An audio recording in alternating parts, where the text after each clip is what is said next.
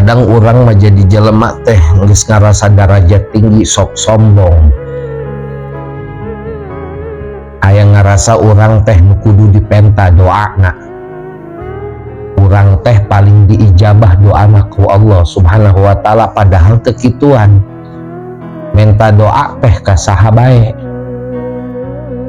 dek kanu jelema nu bobolokot ku dosa tah, dek jelema tatoan tah, dek jelema nu kumaha bae ketika orang di jalan penta doana, ulah ngarasa pulah pilih.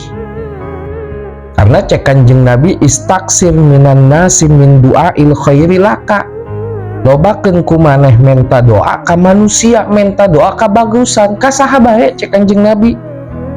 Lantaran fa innal abda la yadri ala lisani may yustajabu lahu aw yurhamu, karena orang teu nyaho di antara doa-doa jalma nu ku urang dipenta doana, doa kahadean eta teu nyaho nu mana nu bakal diijabah, nu mana nu bakal dirahmatan ku Allah subhanahu wa ta'ala dina sekian lobana. Mantak urang ulah gengsi menta doa ka saha bae, ulah ngarasa adigung urang paling alimna.